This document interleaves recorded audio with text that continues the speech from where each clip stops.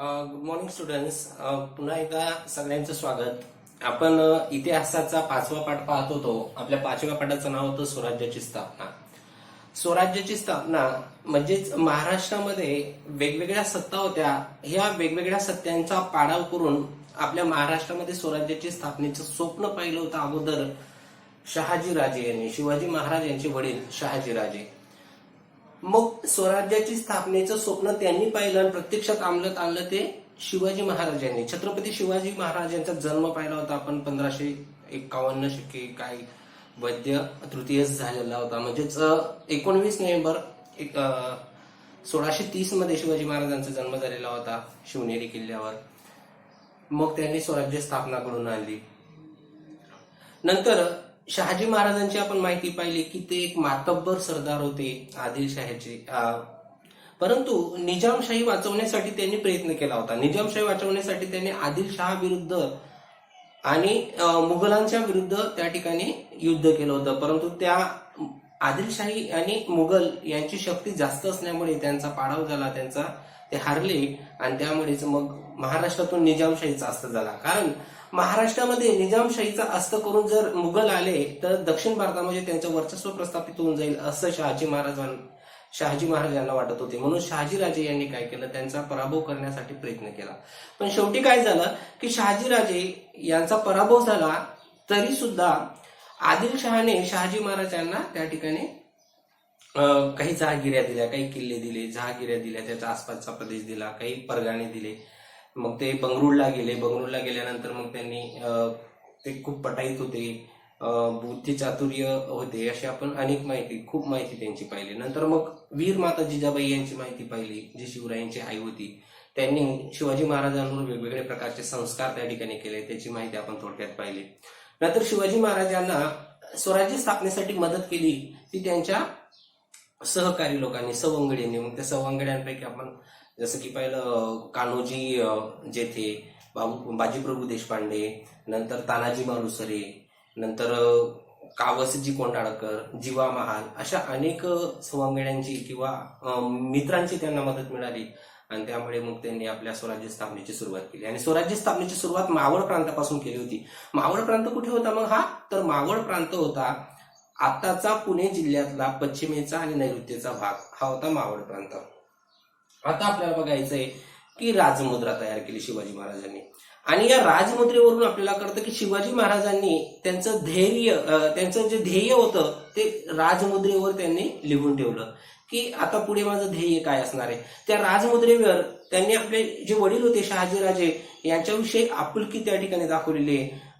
नंतर राजमुद्रा म्हणजेच काय की स्वराज्याची स्थापना, स्वराज्य एक प्रकारचं, त्या स्वराज्याला कसा आदर मिळतो लोकांकडून त्याचं त्यांनी लिखाण त्या ठिकाणी केलेलं आहे. मग त्या राजमुद्रेवर काही संस्कृत ओळी दिलेल्या आहेत. त्या संस्कृत ओळी आपण पाहू. त्या संस्कृत ओळी अशा आहेत: पतिपत चंद्र लेखवे वर्धी विष्णू विश्ववंदिता शाहसुनो शिवसैषा मुद्रा भद्राय राजते. अशा प्रकारे त्या ओळी आहेत. परत एकदा: पतिप चंद्र लेखवे वर्धी विष्णू वर्षवंदिता शाहसुनो शिवशेषा मुद्रा भद्राय राजते. अशा प्रकारे त्या ओळी आहेत. आणि त्याचा अर्थ पण त्यांनी खाली दिलेला आहे की शहाजीराजे यांचे पुत्र म्हणजे कोण? शिवाजी महाराज. शहाजीराजे यांचे पुत्र शिवाजी शुक्ल पक्षातील, आता आपल्याला माहिती आहे आपण मुघलामध्ये शिकलेलो आहोत, तर शुक्ल पक्षामध्ये चंद्राच्या कला जशा वाढत जातात, शुक्ल पक्षामध्ये चंद्राच्या कला जशा वाढत जातात तसं स्वराज्याची स्थापना झाल्यानंतर स्वराज्य हे वाढत जाईल. जसं चंद्राच्या कला वाढत जातात तसं स्वराज्याचा विस्तार सुद्धा त्या प्रकारे होत जाईल, असा त्याचा थोडक्यात अर्थ त्यांनी सांगितलाय. मग कोण करेल? तर शिवाजी महाराज करेल. कोणाचे पुत्र आहेत ते? तर शहाजीराजे यांचे पुत्र आहेत शिवाजी महाराज. तर चंद्राप्रमाणे त्याची वाढत जाणार आहे, जिला सर्व विश्वाने वंदन केलेले आहे. म्हणजे जिला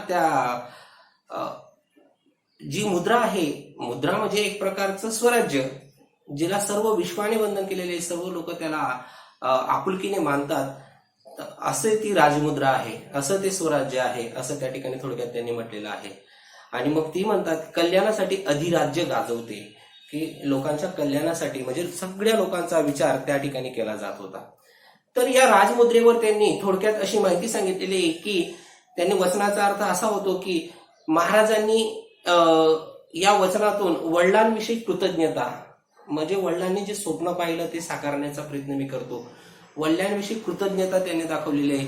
स्वराज्य अखंडपणे विस्तारले जाईल असा त्याच्यामध्ये त्यांनी अर्थ सांगितलेला आहे की ज्याप्रमाणे शुक्ल पक्षामध्ये चंद्राची वाढ होत जाते, त्याच्या कला वाढत जातात, त्याप्रमाणे अखंडपणे स्वराज्य हे वाढतच जाईल असं त्याच्यामध्ये सांगितलेलं आहे. मुद्रेला म्हणजेच काय, मुद्रा म्हणजे स्वराज्य, स्वराज्याला त्या ठिकाणी सर्वांचा आदर प्राप्त होईल असा अनुभवतो, प्रजेचे कल्याण करण्यासाठी बांधिलकी आपल्याला भूमीवर स्वतंत्रपणे अधिराज्य करण्याची खात्री आहे. इतक्या गोष्टी त्यांनी त्या मुद्रेमध्ये व्यक्त केलेल्या आपल्याला दिसून येतात, त्या वचनामध्ये सांगितलेल्या दिसून येतात.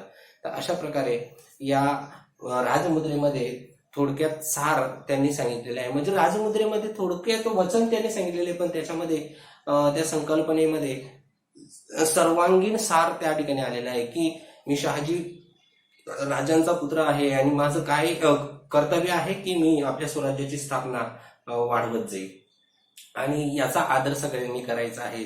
त्याचा आदर सगळं प्रजा करत आहे, अनुभवत आहे आणि प्रजा ते करण्यासाठी बांधिलकी आणि आपल्याला भूमीवर स्वतंत्रपणे अधिराज्य करण्याची खात्री आहे. इतक्या गोष्टी त्यांनी त्या ठिकाणी व्यक्त केलेल्या आपल्याला दिसून येतात.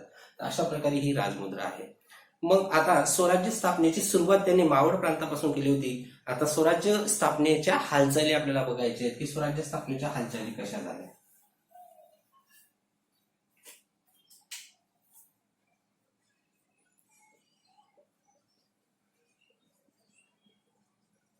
स्वराज्य स्थापनेच्या हालचाली.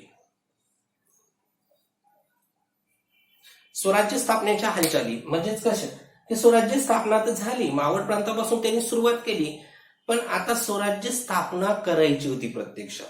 मग स्वराज्य स्थापनाच्या हालचालीला सुरुवात झाली. म्हणजेच काय केलं, शिवाजी महाराजांनी आपल्या जहागिरीमधले जे किल्ले होते त्यावेळेस किल्ल्यांना खूपच महत्व होतं. किल्ले म्हणजेच काय, ज्यांचे किल्ले त्यांची सत्ता असं त्यावेळेस मानलं जायचं. असं म्हटलं जायचं की जर किल्ला आपल्या ताब्यात असेल, किल्ला जर आपल्या ताब्यात असेल तर आजूबाजूच्या प्रदेशांवर नियंत्रण ठेवता येतं.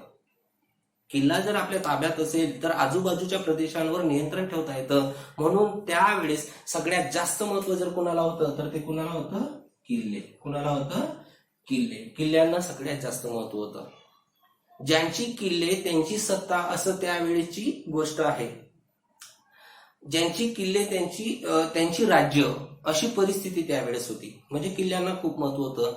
जर आपल्या ताब्यात किल्ले असतील तर मग आपल्याला आजूबाजूच्या प्रदेशावर नियंत्रण ठेवता येईल असं त्या ठिकाणी हेतू होता. म्हणजे किल्ल्यांचं खूप महत्व होतं. मग शिवाजी महाराजांनी ठरवलं की आपल्या जहागिरीमध्ये जे किल्ले आहेत ते किल्ले आपण आपल्या ताब्यात घ्यायचे. पण एक लक्षात घ्या, जरी शिवाजी महाराजांच्या जहागिरीतले ते किल्ले होते पण शिवाजी महाराजांच्या मालकीचे होते का? नाही, शिवाजी महाराजांच्या ते मालकीचे नव्हते. म्हणून छत्रपती शिवाजी महाराज यांनी ठरवलं की हे किल्ले आपण जिंकायचे. मग ते कुणाच्या मालकीचे होते तर ते आदिलशाहीच्या मालकीचे होते. मग किल्ले ताब्यात घेणे म्हणजे कुणाला आव्हान करणं, आदिलशहाला आव्हान करणं असा त्याचा अर्थ आहे. कारण ते किल्ले शिवाजी महाराज यांच्या मालकीचे नव्हते. शिवाजी महाराज हे फक्त जहागीर होते, त्यांच्या जहागिरीतले ते किल्ले होते. जहागीर म्हणजे काय सांगितलं तुम्हाला की तिथले महसूल जमा करायचा, तिथल्या आजूबाजूच्या प्रांताचा, प्रदेशाचा, परगाण्याचा, आणि तो महसूलवर आपली उपजीविका भागवायची असा त्याचा हेतू होता. परंतु जहागिरीतले किल्ले जर आपण जिंकून घेतले तर आपल्याला आजूबाजूच्या प्रांतांवर पण नजर ठेवता येईल आणि आजूबाजूचा प्रांत पण जिंकता येईल. म्हणजे आपल्याला स्वराज्याची स्थापना करता येईल असं शिवाजी महाराज यांना वाटलं. म्हणून शिवाजी महाराजांनी एक निर्णय घेतला की हे जहागिरीतले किल्ले आपण जिंकून घ्यायचे, आपण घेऊन टाकायचे. मग शिवाजी महाराजांनी या किल्ले घेण्यासाठी कुणाला आव्हान दिलं असेल, कारण ते किल्ले कोणाचे होते, ते किल्ले होते आदिलशाहीचे. आणि मग आदिलशाहीला त्यांनी आव्हान दिले आणि त्यांनी ते जे किल्ले होते ते जिंकण्यासाठी मग आपल्या ताब्यात एक एक किल्ले घेण्यास सुरुवात केली. मग ते किल्ले कोणकोणते तर त्यांनी घेतला तोरणा, मुरुमदेव,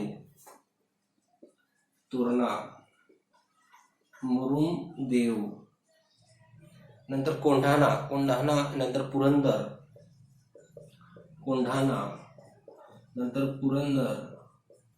हे जे किल्ले होते हे किल्ले त्यांनी आपल्या ताब्यामध्ये घेऊन टाकले आणि स्वराज्याची मुहूर्तमेढ रोवली. मुहूर्तमेढ रोवली म्हणजेच काय, सुरुवात झाली आता स्वराज्याच्या स्थापनेची. मग स्वराज्याच्या स्थापनेची सुरुवात झाली. त्यांनी काय केलं, मुरुमदेव या किल्ल्याची पुनर्बांधणी केली. मुरुमदेव या किल्ल्याची पुनर्बांधणी केली आणि मुरुमदेवला मग त्यांनी दुसरं नाव ठेवलं, ते म्हणजे राजगड. त्याला काय नाव ठेवलं, राजगड.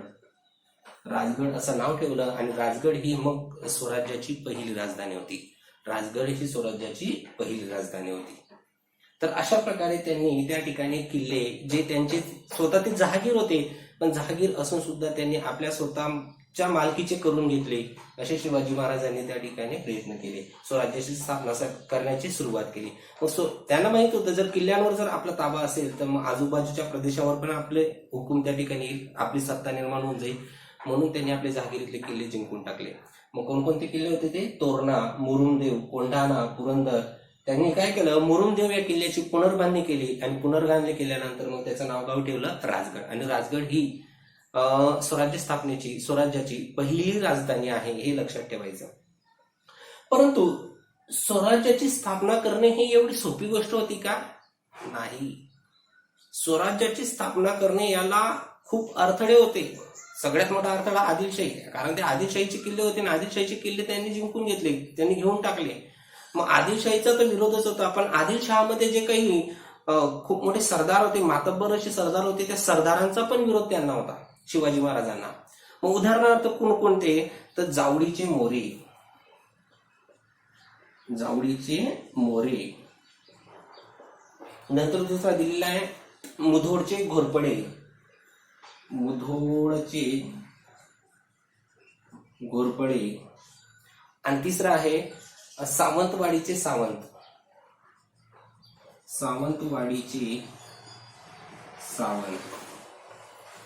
या 3 सरदारांचा त्यांना खूप विरोध होता, कारण हे आदिलशाहीचे मातब्बर सरदार होते. या सरदारांना असं वाटायचं की शिवाजी महाराजांनी जर हे किल्ले जिंकून घेतले तर आपल्या ताब्यातले जी जहागिरी आहे ते जहागिरी सुद्धा चालली जाईल, म्हणून हे त्यांना विरोध करायचे. कारण यांना पण काहीतरी कोणत्या तरी किल्ल्यांच्या, कोणत्या तरी परगाण्यांची जहागिरी मिळाली होती, म्हणून त्यांचा विरोध होता.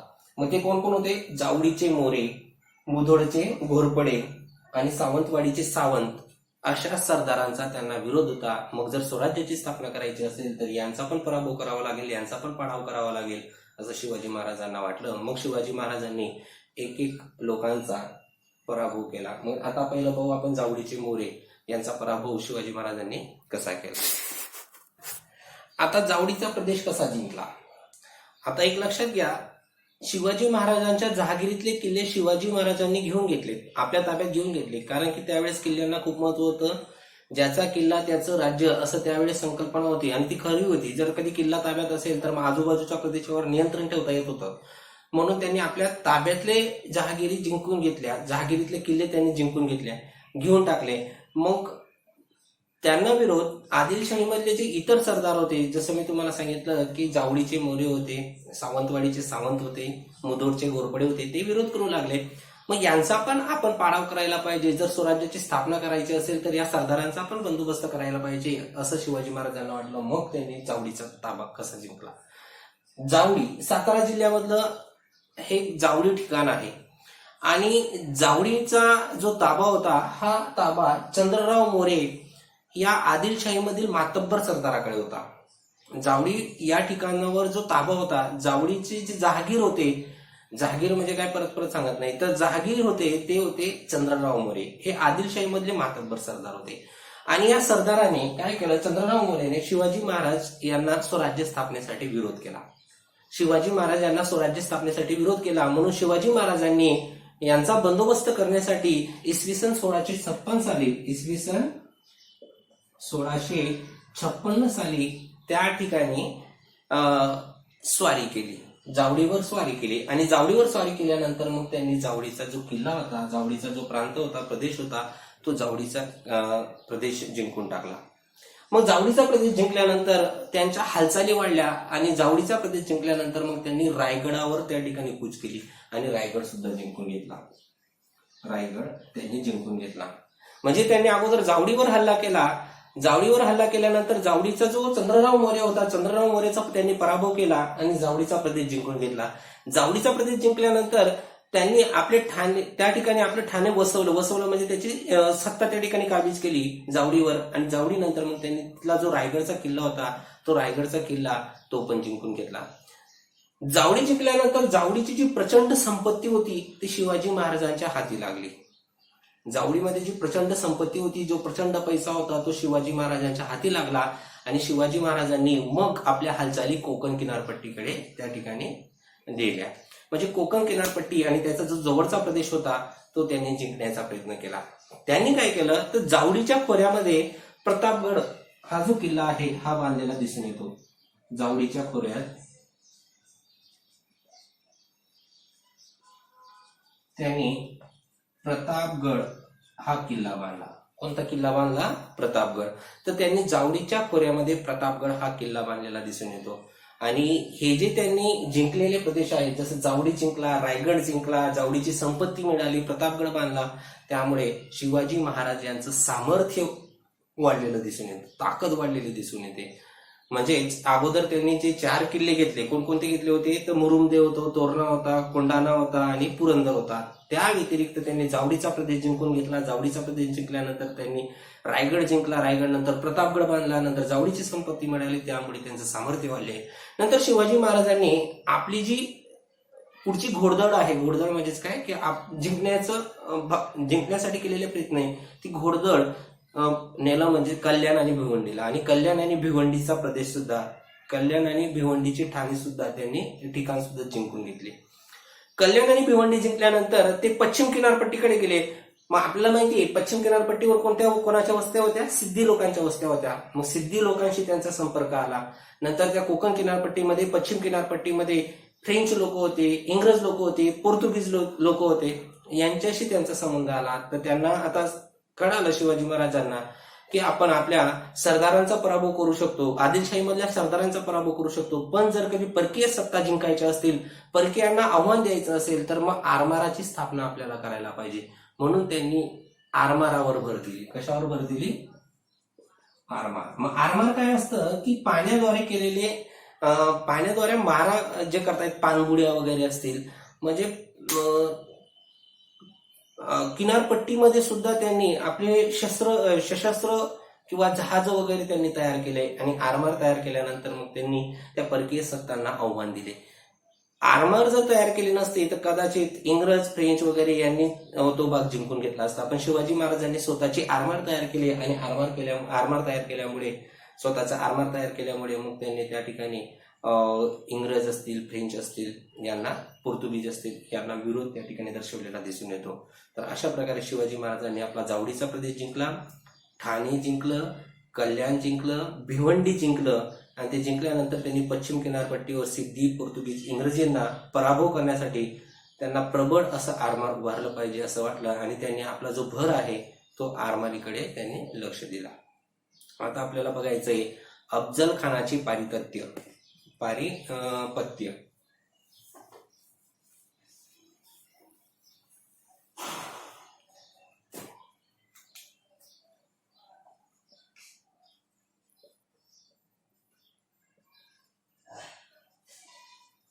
अफजल खानाचे पारिपत्य.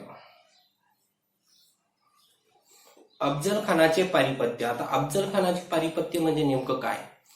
तुम्ही ही गोष्ट खूप वेळेस ऐकली असेल की शिवाजी महाराजांनी अफजल खानाचा वध कसा केला, की आपल्या हातामध्ये वाघनखे होती, ती वाघनख छावा त्यांनी परिधान केला होता. आपले वाघनखे त्यांनी त्या अफजल खानाच्या पोटात घातले आणि त्याच्या आतड्या बाहेर काढल्या. ही गोष्ट तुम्ही ऐकली असेल. ते होते अफजल खान. मग या अफजल खानाचा पारिपत्य कसं केलं, अफजल खानाचा पराभव कसा केला, त्यांचा वध कसा केला ते आपल्याला पाहायचं आहे.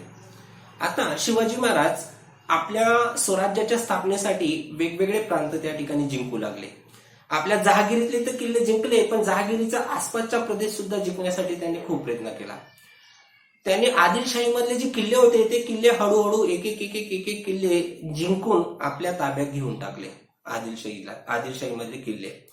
नंतर त्यांनी जावळीचा जो मौर्य होता त्या जावळीच्या मौर्याचा सुद्धा पराभव करून टाकला. जावळीच्या मौर्याच्या ताब्यात जावळीचा प्रांत होता तर त्या चंद्रराव मोरेचा पराभव करून तो जावडीचा प्रदेश पण जिंकून घेतला. कोकण किनारपट्टीवर स्वराज्य स्थापनेच्या हालचाली वाढून गेल्या, म्हणजे स्वराज्य स्थापनेला गती मिळाली. आता स्वराज्य स्थापनेला गती मिळाली म्हणजे कुणाचा धोका वाढला? आदिलशाहीचा धोका वाढला. कारण महाराष्ट्रामध्ये जास्तीत जास्त सत्ता कुणाची होती? आदिलशाहीची सत्ता होती. मग आदिलशाहीला त्यांचा धोका होता. स्वराज्य स्थापनेच्या कार्यास गती मिळाली, पण स्वराज्य स्थापनेला गती मिळाली पण कुणाला धोका वाढला? मग आदिलशाहीला. कारण आदिलशाहीच्या ताब्यातले जे किल्ले होते ते शिवाजी महाराज एक एक किल्ले जिंकत होते. म्हणून शिवाजी महाराज यांचा पराभव करण्यासाठी किंवा त्यांना विरोध करण्यासाठी मग आदिलशाहीला एक खूप मोठं आव्हान त्या ठिकाणी समोर उभं राहिलं. मग आदिलशाहीला ते आव्हान होतं. त्यावेळेस आदिलशाहीचा जो कारभार होता तो आदिलशाहीचा कारभार त्यावेळेस कोण पाहत होतं?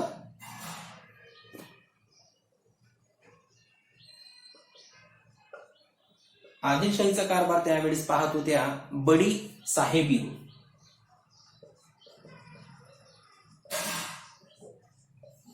बडी साहेबीन हे पाहत होत्या. बडी साहेबीन हे आदिलशाहीच्या प्रमुख होत्या. मग त्यांनी शिवाजी महाराज यांचा पराभव करण्यासाठी त्यांना विरोध करण्यासाठी एक मातब्बर अशा सरदाराची नेमणूक केली. त्या सरदाराचं नाव होतं अफजल खान. हा अफजल खान खूप मोठा होता, खूप धष्टपुष्ट होता, खूप ताकदवर होता. असा हा मातब्बर सरदार होता. आणि आदिलशाहीमध्ये तो एक बलाढ्य असा सरदार असल्यामुळे शिवाजी महाराज यांच्यावर चालून जाण्यासाठी त्यांनी त्यांची नेमणूक केली की शिवाजी महाराज यांचा पराभव करायचा. जे आपल्या ताब्यातले जे किल्ले आहेत ते घेऊन टाकतायत म्हणून त्यांचा पराभव करायचा, त्यांच्यावर चालून जायचं, वाटल्यास त्यांचा मृत्यू पण करून टाकायचा, अशी त्यांची चाल होती बडी साहेबीन यांची. आणि बडी साहेबीन यांनी काय केलं मग तर त्यांच्या दरबारातला जो मातब्बर असा सरदार होता, त्या बलाढ्य असा सरदार होता, त्या सरदाराची नेमणूक केली. तो होता अफजल खान. मग अफजल खान विजापूरहून वाईला आले. कुठे आले ते? वाई या ठिकाणी आले. आणि विजापूरहून वाईला आल्यानंतर त्या ठिकाणी जो किल्ला होता, आता तारीख ठरली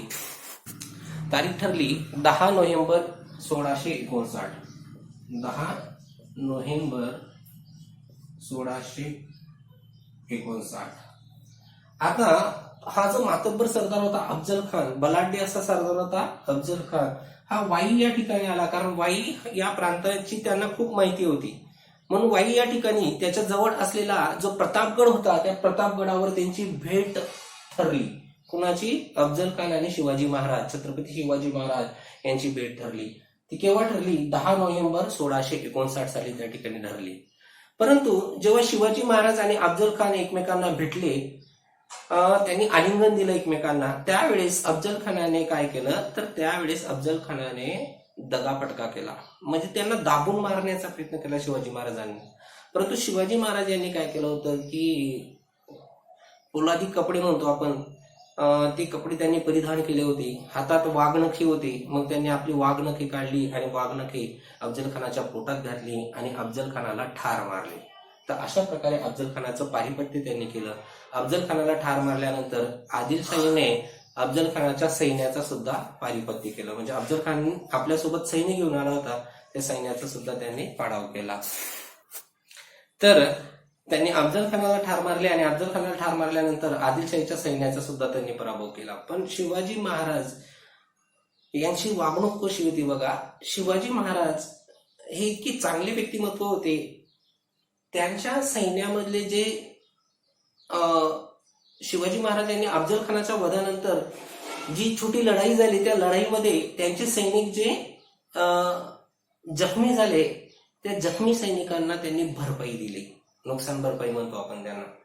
म्हणजे ते आपल्या सैनिकांची खूप काळजी घ्यायची शिवाजी महाराज यांनी त्या जखमी सैनिकांना तर भरपाई दिलीच, पण ज्यांनी चांगली कामगिरी केली, त्या चांगली कामगिरी करणाऱ्या सैनिकांना त्यांनी बक्षिसं पण दिलं.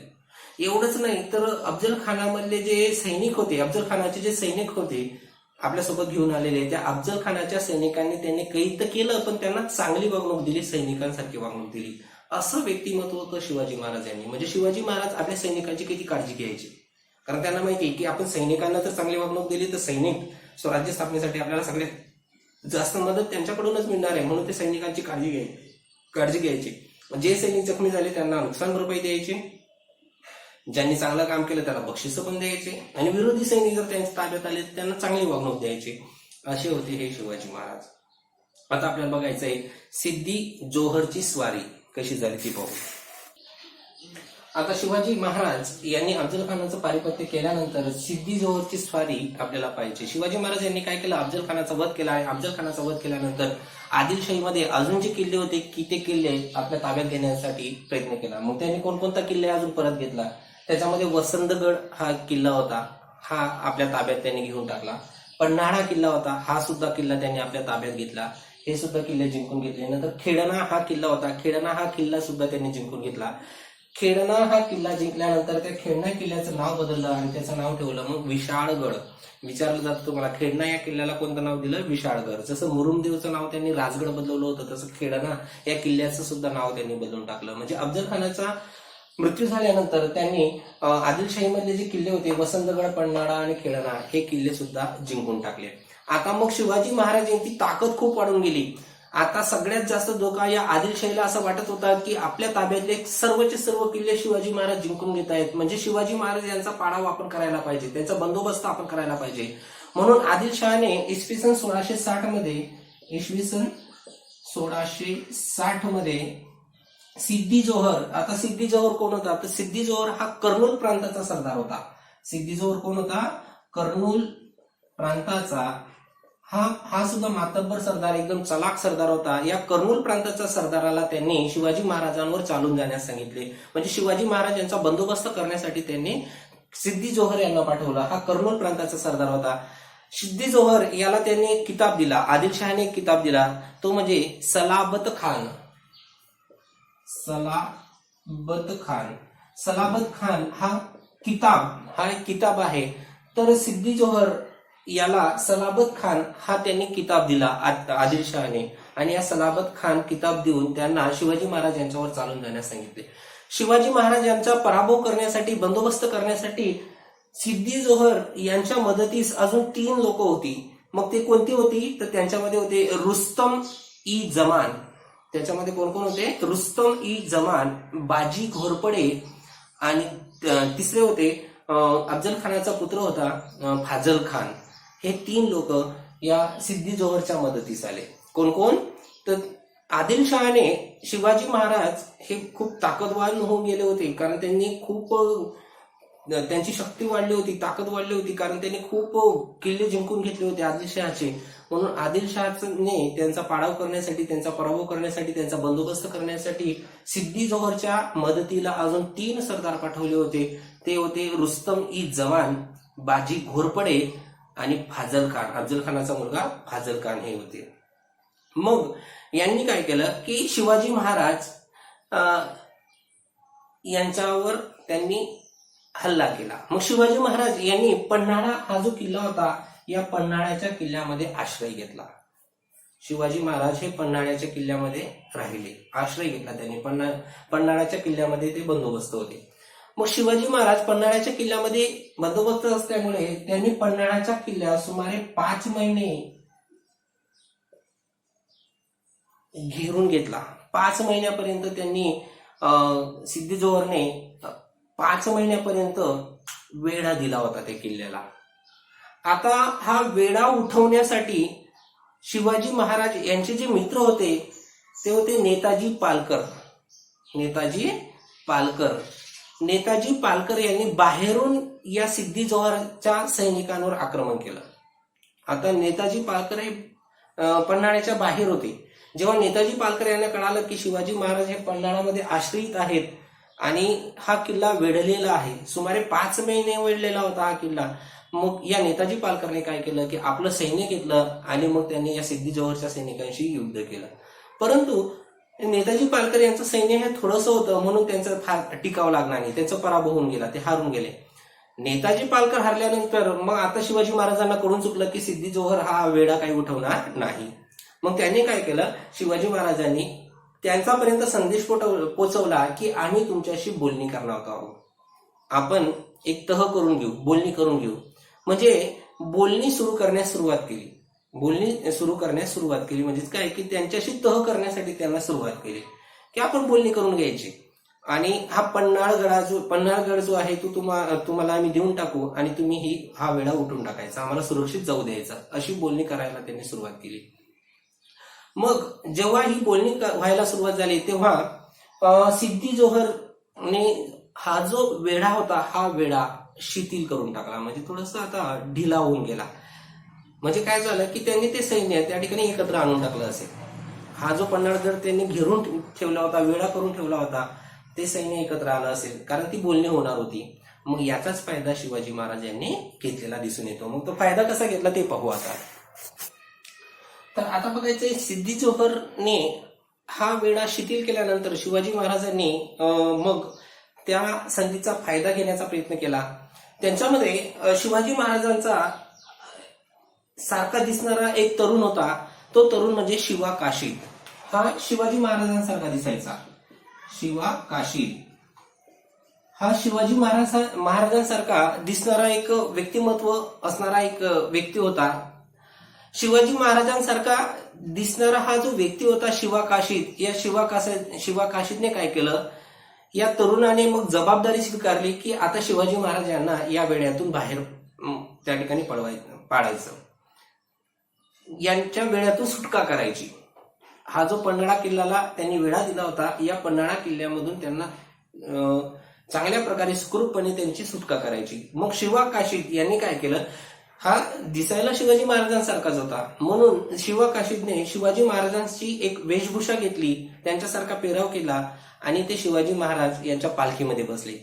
मग ही पालखी जेव्हा पन्हाळाच्या किल्ल्यातून राज दिंडी नावाचा एक दरवाजा होता, त्या राजदिंडी दरवाज्यातून जेव्हा ते बाहेर पडले तेव्हा सिद्धीच्या सैनिकांनी ही पालखी त्या ठिकाणी अडवली.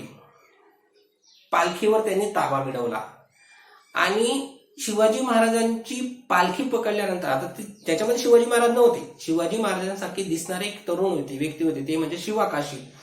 आता या शिवा काशीदची पालखी पकडल्यानंतर प्रसंग बाका म्हणजे वाईट होता, प्रसंग बाका होता, त्यामुळे शिवाजी महाराजचा जो विश्वासू तरुण होता शिवा काशीद, या शिवा काशीदने आपल्या स्वराज्यासाठी बलिदान दिलेलं त्यावेळेस दिसून येतं, म्हणजे त्यांचा त्यावेळेस मृत्यू झाला. मग त्याच वेळेस असं झालं की शिवाजी महाराजांची पालखी पकडली असं सिद्धी जोहरच्या सैनिकांना वाटलं. मग सिद्धी जोहरचे सैनिक त्या ठिकाणी एकत्र येऊन गेले. मग शिवाजी महाराजांनी त्याचा फायदा घेतला आणि शिवाजी महाराजांनी अवघड वाटेतून, म्हणजे एक वेगळ्या वाटेतून ते पन्हाळाच्या किल्ल्याच्या बाहेर पडले. पन्हाळा किल्ल्याच्या बाहेर पडल्यानंतर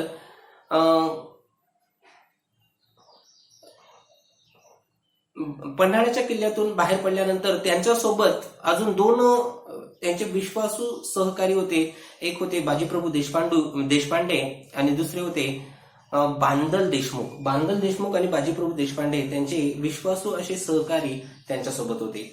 मग शिवाजी महाराज पन्हाळ्याच्या वेढातून बाहेर पडले आणि मग ते पुढे निघाले, विशाळगडाकडे निघाले. विशाळगडाला अगोदर नाव काय होतं, खेळणा नाव होतं, त्या विशाळगडाकडे ते निघाले. जेव्हा शिवाजी महाराज हे विशाळगडाकडे एक अवघड वाटेने निघालं असं सिद्धी जोहरच्या सैनिकांना कळालं, तेव्हा सिद्धी जोहरच्या सैनिकांनी त्या शिवाजी महाराजांचा पाठलाग केला. त्यांना समजून गेलं की शिवाजी महाराज किल्ल्यातून बाहेर पडलेले आहेत, मग ते अवघड वाटेतून निघाले, ते विशाळगडाकडे चालले. असं त्यांना जेव्हा कळालं तेव्हा मग त्या सैनिकांनी शिवाजी महाराजांचा पाठलाग केला. परंतु शिवाजी महाराजांनी बाजीप्रभू देशपांडे यांच्याकडे एक जबाबदारी सोपवली की सिद्धी जोहर याच्या सैनिकांना थोपून धरायचं, त्यांना विशाळगडामध्ये येऊ द्यायचं नाही.